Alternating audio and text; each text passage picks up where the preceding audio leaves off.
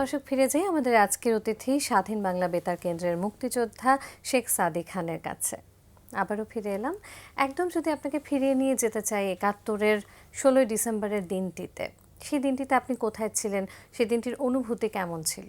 এপ্রিলের শেষ দিকে গেলাম আমি, ওপারে চলে গেলাম। যাওয়ার কারণও ছিল যে কুমিল্লাতে আমার বাড়ি ছিল। সেই বাড়িটি ডিনামার দিয়ে ক্রেক ডাউন করা হয়। ক্রেক ডাউন মানে আমার বাড়িটি উদ্দেশ্য করা না, আমার বাড়ির পাশে ছিল তারা দল করতো। ভিক্টোরিয়া কলেজের স্টুডেন্ট রুস্তম নামে একটা ছেলে, ওকে পাকড়াও করতে না পারে ওই বাড়িটা ডিনামার দিয়ে ভাঙতে গিয়ে আমার বাড়িটা ক্রেক ডাউন হয়। ক্রেকডাউন হওয়াতে আমি খবর পেয়ে আমি চলে গেলাম। চলে গিয়ে আমার মা ভাই বোনকে নিয়ে ওই খুঁজে বের করলাম, তাদের পাশের বাড়িতে ছিল, নিয়ে তাদেরকে আমি রাজাপুর গ্রামে রাখলাম। রেখে তারপর আমি ওইখান থেকে রাজাপুর গ্রামের রেল লাইন পার হইলেই বলতো যে এটা ইন্ডিয়া। হ্যাঁ, তো ওইখান থেকে হাঁটা শুরু করলাম। হাঁটা শুরু করে আমরা তিন বন্ধু, হ্যাঁ, আমরা তিন বন্ধু হাঁটা শুরু করলাম। আমার এক বন্ধু ছিল আমার দুলাভাই মেজর গিয়াস, আরেকজন ছিল আমার বন্ধু আশরাফ বলে একটা ছেলে, আর আরেকজন ছিল আমার খালাতো ভাই। তিনজন সকালবেলা হাঁটা শুরু করলাম, সোনামরা বর্ডার দিয়ে পার হয়ে গেলাম, গিয়ে আগরতলা পৌঁছলাম। ইচ্ছে ছিল আমরা সবাই ফিল্ডে আমরা ফাইট করব। তখন আমার বন্ধুরা আমাকে বললো, কিছু বন্ধু পেয়ে গেলাম, ক্লাসমেট পেয়ে গেলাম, তারা বললো যে এই তুই এখানে আসছিস, তুই স্বাধীন বাংলা বেতার কেন্দ্র থেকে চাচ্ছে যারা শিল্পী তাদেরকে অনুরোধ জানাচ্ছে তাদের ওইখানে যাওয়ার জন্য। তুই না রেডিওতে না কাজ করতি, তুই না রেডিওতে কাজ করিস, টেলিভিশনে কাজ করিস। আমি বলছি হ্যাঁ। তুই এসব ছেড়ে দে, ওইখানে যা। আমি তখন করার পরেও আমাকে বল, না তুই একটা কাজ কর, আমরা তো যুদ্ধ করতে নামছি, আমরা আমরা তো ফিল্ডে যাচ্ছি, কালকে আমি ওয়ারে যাব, তো তুই একটা কাজ কর, স্বাধীন বাংলা বেতার কেন্দ্র আছে ওইখানে যা। আমি এটা কোথায়, আমি তো জানি না কোথায়। তো বললো যে এটা কোথায় আমরাও ঠিক জানি না, তবে কলকাতা চ্যানেলের পাশাপাশি একটা জায়গার থেকে একটা কত মিটারে একটা এটা প্রচার করা হয়। তো যাই হোক, তখন আমার সঙ্গে কিছু টাকা পয়সা ছিল, পাকিস্তানি টাকা পয়সা ছিল, এবং পাকিস্তানে তো এক একটা নোট ছিল, ১০০ টাকার নোট ছিল, এত বড় বড় এক একটা সবুজ জিন্না সাহেবের মাথা দিয়ে এক একটা নোট ছিল। যাই হোক, ওই টাকাগুলো আমি ভাঙ্গালাম, এক একটা টাকা ভাঙ্গালাম আমি খুব কম পয়সা ভাঙালাম। ১০০ টাকা ভাঙ্গালাম আমি ৪০ টাকায়, ৪৫ টাকায় ইন্ডিয়ান মানিতে আমি পেলাম। তো আমি টাকা কিছু ভাঙালাম, ভাঙিয়ে আমি ওখান থেকে ফ্লাই করলাম, ফ্লাই করে চলে গেলাম আমি গুয়াহাটিতে চলে গেলাম। হ্যাঁ, গুয়াহাটির থেকে প্লেন আবার চলে আসলো কলকাতাতে। কেন আমি কিন্তু তার মধ্যে খবর পেয়ে গিয়েছিলাম যে মা ভাই বোনরা ওরা বড় ভাই এসে তাদেরকে নিয়ে চলে গিয়েছে কলকাতাতে। আমার মেজো ভাই কলকাতা থাকতেন, ওস্তাদ বাহাদুর খান সাহেব। তো আমি চলে গেলাম, যখন কলকাতায় পৌঁছলাম, পৌঁছে গিয়ে বাসায় গিয়ে সবাইকে পেলাম। পাওয়ার পরে আমার মানে জীবনের প্রতি যে একটু মায়া ছিল, আমার এই মায়াটুকু আমার কেটে গেল। আমি যাক, এখন আমি নামতে পারি। তখন আমি জিজ্ঞেস করলাম, যাচ্ছে এখানে নাকি স্বাধীন বাংলা বেতার কেন্দ্র নাকি একটা বাসা আছে, এখান থেকে নাকি প্রচার করা হয় কি অনুষ্ঠান। তখন আমার যেহেতু আমার ভাতিজারা থাকতো এখানে, আমার দুই ভাতিজা ছিল, ওস্তাদ কিরিট খান, ওস্তাদ বিদ্যুৎ খান। তো আমাকে কিরিট বলল যে কাকু, একটা বাসা আছে এখানে খুব কাছাকাছি, ০.৫ মাইল দূর আমাদের বাসা থেকে। আমার ভাইয়ের বাসা ছিল পাম এভিনিউতে, হ্যাঁ, পার্ক সার্কাস পাম এভিনিউতে। তো আমি বললাম কত, চলো তো। তো গিয়ে দেখলাম খুব কাছাকাছি, ০.৫ মাইল দূর হবে, একটি দোতলা বাড়ি। দোতলা বাড়িটি গোলাপি, হালকা গোলাপি কালারের বাড়ি। তো এখানে দারোয়ান আছে, দারোয়ান বললে কোথায় যাবেন? আমি বলছি উপরে যাব, এখানে বাংলাদেশিরা থাকে না? হ্যাঁ থাকে, এখানে থাকে। আমি উপরে গিয়ে পেয়ে গেলাম, সবাইকে পেয়ে গেলাম, আপেন মাহমুদকে পেয়ে গেলাম, যে মোহাম্মদ আব্দুল জব্বারকে পেয়ে গেলাম, রথীন্দ্রনাথকে পেয়ে গেলাম, সবাই আমার বন্ধু। তারপরে আমাদের অফিস, রেডিওর যে অফিসার ছিল আশফাকুর রহমান সাহেবকে পেয়ে গেলাম, ওইখানে আরও দু একজন অফিসারকে পেয়ে গেলাম। পাওয়া থেকে মনোযোগটা বেড়ে গেল, যাকে এখানে কাজ করা যাবে তাহলে এখানে স্বাধীন বাংলা বেতার কেন্দ্রে।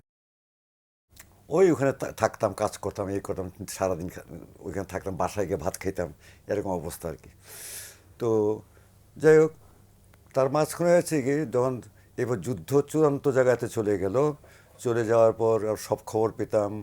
তারপরে আমাদের স্বাধীনতাতে তো মুকুল ভাই নানা রকম অনুষ্ঠান করতেন, জল্লাদের দরবার করতেন, করতেন, অনেক অনুষ্ঠানই হতো আমাদের এখানে। ওই বাসার থেকে কিন্তু রেকর্ডিং হতো এবং এটা চালাতো একটা ট্রান্সমিটার থেকে চালাতো, কলকাতার একটা ট্রান্সমিটার থেকে চালাতো। হ্যাঁ, তো যাক, তো আমি নভেম্বর মাসের শেষ দিকে বোধ হয় আমার মনে হয় 28 না 29 তারিখে আমি এর আগে খবর পেলাম যে আমার ভাই প্রচণ্ড ওরকম অসুস্থ। অন্য ভাইরা যারা ছিল আমার, তারা যেতে পারেনি। আমার বড় ভাই ওস্তাদ আবেদ হোসেন খান, ওস্তাদ মোবারক হোসেন খান, হি ওয়াজ রিজিনাল ডাইরেক্টর তদানীন্তন পাকিস্তান রেডিও ঢাকা। যেহেতু গান পয়েন্টে কাজ করতো, ওনারা যেতে পারেনি। তো আমি চলে যাওয়ার পর ওনারা বলেই না যে আমি যে তাদের ছোটো ভাই ছিলাম, কেউ খোঁজ করলে বলতো না, সেই জন্য যদি সমস্যা হয়ে যায়, সৃষ্টি হয়ে যায়। আমি খবর পেয়ে শুনলাম যে বড় ভাইয়ের খুবই খারাপ অবস্থা। আমি মানুষ দ্বারাতেই খবর পেলাম। খবর পেয়ে তারপর আমার ভাইয়ের বাসায় টেলিফোন ছিল, আমার মেজো ভাইয়ের বাসায় টেলিফোনের খবর পেলাম যে বড় ভাইয়ের অবস্থা খুব খারাপ। আমি করলাম কি, তোমার যশোর দিয়ে হরিদাসপুরের যে রাস্তা, এই রাস্তা দিয়ে আমি আসলাম, যশোর দিয়ে আমি ঢাকা পৌঁছলাম। কিন্তু তখন খুব খারাপ অবস্থা, এতভাবে পাকিস্তানি আর্মি ছড়িয়ে গেছে বিভিন্ন জায়গাতে। আসতে গেলে জিজ্ঞাসা করতো তুমি মুক্তি কিনা, তুমি এই কিনা, তুমি সেই কিনা, অনেক রকম জবাব দিয়ে করতো, অনেক রকম সার্চ টার্চ করা হয়তো। তো আসলাম, এসে দেখলাম যে বড় ভাই হসপিটালে। তো আমি আর 10-12 দিন নড়াচড়া করতে পারলাম না। 10 দিন নড়াচড়া করতে না পেরে আমি চিন্তা করছি কীভাবে যাব। এর মধ্যে হয়ে গেছে 16ই ডিসেম্বর। আমি কিন্তু তখন ঢাকাতে। 16ই ডিসেম্বর আমি 16ই ডিসেম্বর যাই, যেই উৎফুল্লতা, উৎসব, উত্তেজনা বাঙালির দেখেছি আমি, এটা না, যারা না দেখেছে তারা বলতে পারবে না যে একটা দেশ স্বাধীন হলে যে কেমন হতে পারে।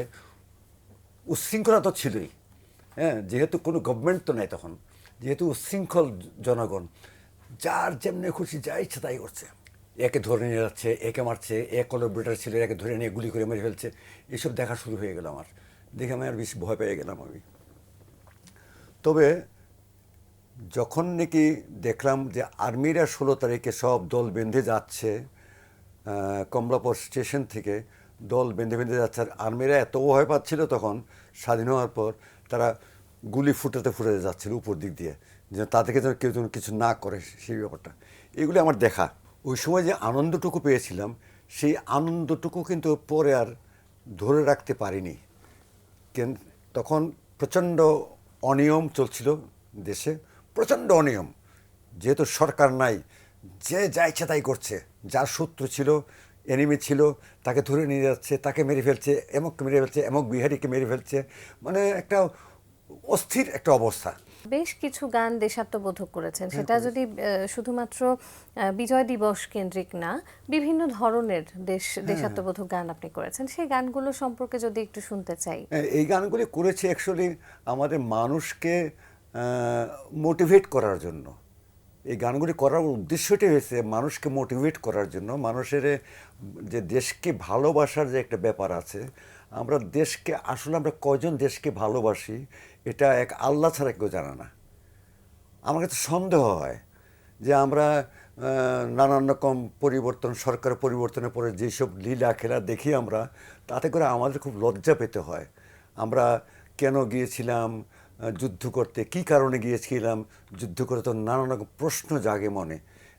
নিজের জীবন বাঁচানোর জন্য শুধু গিয়েছিলাম, না একটি দেশের জন্য গিয়েছিলাম আমরা, এই প্রশ্নগুলি কিন্তু প্রশ্ন জাগে। আমাকে হয়তো অনেক সময় বলতে পারে যে এই প্রশ্নগুলি আপনার জাগে, তাহলে আপনি নিশ্চয়ই এমন দলের লোক, আপনি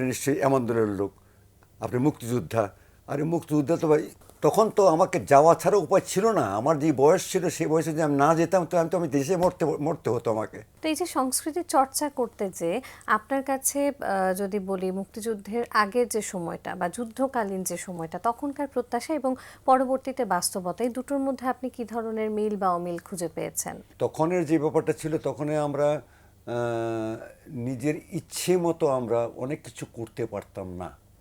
হ্যাঁ, স্বাধীনতার পরে যেটা হয়েছে যে আমাদের নতুন একটা উদ্দীপনা, আমাদের তরুণদের নতুন উদ্দীপনা এসেছিল। সেই উদ্দীপনা থেকে কিন্তু আমরা কাজ করতে পেরেছি, আমরা অনেক কিছু সৃষ্টি করার চেষ্টা, মানে সুযোগ পেয়েছি আমরা। আমাদের কিন্তু কি বাধা বাধা আমরা বাধাগ্রস্ত হই নাই বা বাধাপ্রাপ্ত হই নাই আমরা।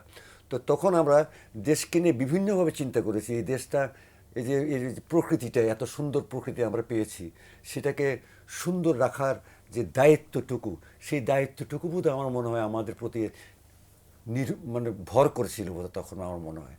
তো দীর্ঘ বছর পরে, আজকে 54 বছর পরে এসে যখন দেখি, দিনে দিনে মাসে মাসে বছর বছর পার করে এসে যখন এই অবস্থায় যাওয়ার বেলায় যখন দেখি যে এই দেশটি নিয়ে আমরা অনেকে বিভক্ত হয়ে গেছি, এই দেশটি নিয়ে, তখন খুব কষ্ট হয়। তখন কষ্ট হয় যে এই দেশটা তো আমার বাবারও ছিল, এই দেশটা আমার মারও ছিল। আমরা অনেক ভাই বোনরা আমরা প্রাণ দিতে হয়েছে এই দেশটার জন্য। কেন দিতে হয়েছে? হ্যাঁ, স্বাধীনতার জন্য দিতে হয়েছে। আমরা একটি স্বাধীন রাষ্ট্র চেয়েছিলাম, একদমই তাই না? একদমই তো তাই। যাই হোক, তো সেটাকে বাঁচিয়ে রাখার দায়িত্ব